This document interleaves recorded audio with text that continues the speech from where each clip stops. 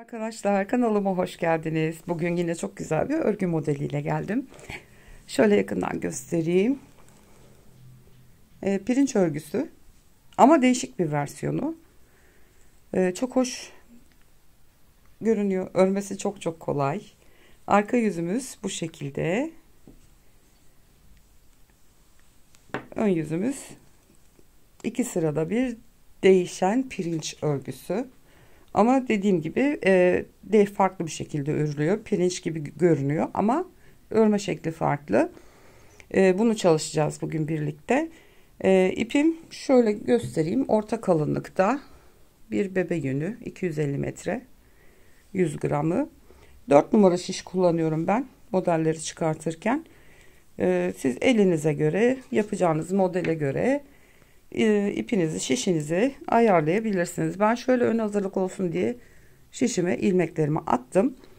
Model 2 ve 2'nin katlarından oluşuyor. 18 tane ilmek attım. Bu model göstermek için yeterli bir sayı bence.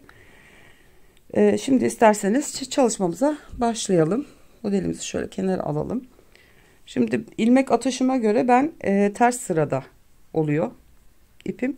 O yüzden dilerseniz bir sıra ters örgü örebilirsiniz. Dilerseniz düz örgü örebilirsiniz. Fark etmez.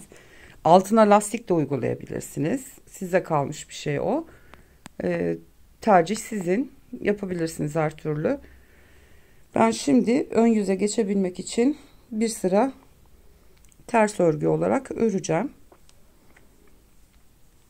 İlmeklerimi. İlk sıra olduğu için kenar ilmeğimi de örüyorum. Hemen başlayalım. Bir sıra ters öreyim ön yüze geçebilmek için.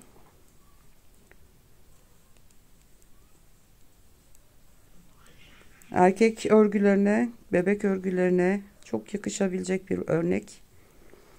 Erkek süveteri, erkek çocuk örgülerinde, uzun kaban şeklinde hırkalara. Benim çünkü böyle pirinç örgüsünden uzun bir hırkam var. Yıllardır kullanıyorum. Yıpranmıyor da kolay kolay. Sıkı bir dokusu olduğu için. Şimdi ilmeklerimi bir sıra ördüm. Şimdi ön yüzde modeli kurmaya başlıyoruz.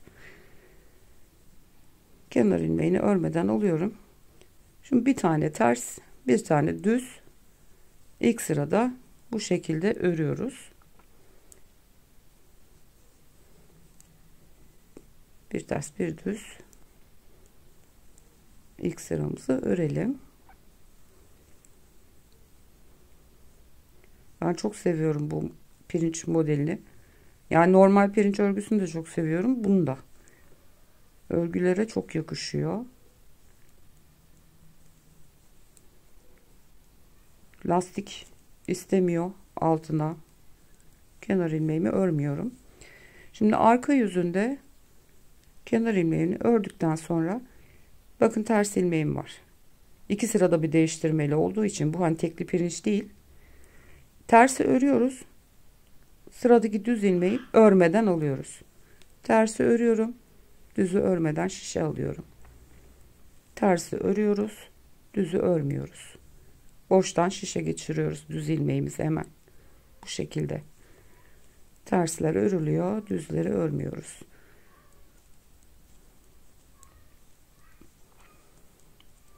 Düzü örmedim. Kenar ilmeğini de ben örmüyorum. Kenarı düz çıksın diye. Sıraya başlarken örüyorum. Düz ilmeğimi ördüm. Şimdi ilk önce ters ilmeğimiz var. 2 sıra pirinç oldu burada. Düz sıra oldu. 2 tane de ters oluşacak. Şimdi bunların yerlerini değiştireceğiz. Bu sefer tersin üstüne düzü örüyorum. Düzün üstüne tersi örüyorum. Tersin üstüne düz, düzün üstüne ters. Bir ön yüzden bir arka yüzden örüyoruz. Yenisini yer değiştirerek başlıyoruz.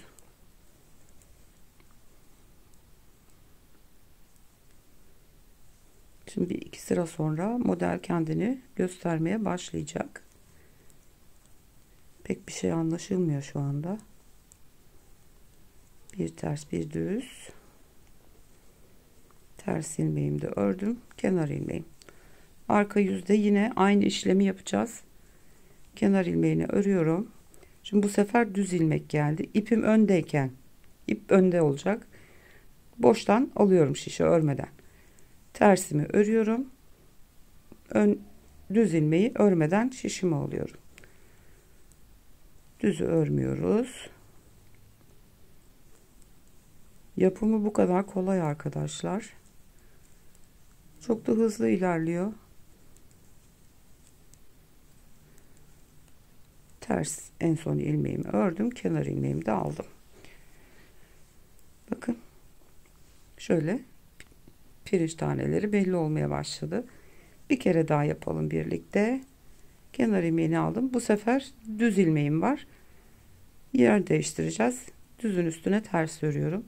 Tersin üstüne düz.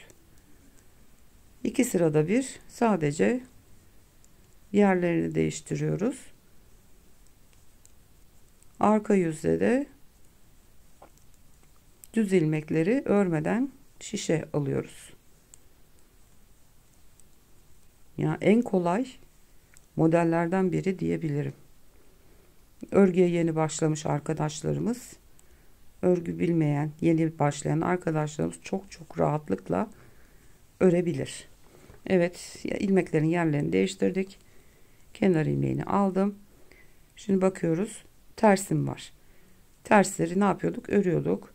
Düz ilmeğim ip öndeyken şişe boş geçiriyorum örmeden. İp hep sizden tarafta olacak. Arka yüzü yaparken tersleri örüyoruz, düzleri örmeden şişe alıyoruz. Yapımı tamamen bu arkadaşlar. 3 kere birlikte yaptık. Son ilmeğim düz. Bu da kenar ilmeğim. Evet, bakalım. Gördünüz mü? Modelimiz çıktı bile ortaya. Çok güzel bir model. Dediğim gibi bebek örgülerine, erkek örgülerine çok yakışıyor bu model. Şöyle tekrar büyük parçada da göstereyim size. Çok hoş duruyor. Oldukça da kolay yapması. Umarım beğenmişsinizdir. Bir sonraki videoda görüşünceye kadar kendinize iyi bakın. Videolarımı beğenip yorum yapmayı, paylaşmayı, bana destek olmayı lütfen unutmayın arkadaşlar. Bir sonraki videoda görüşmek üzere. Hoşça kalın.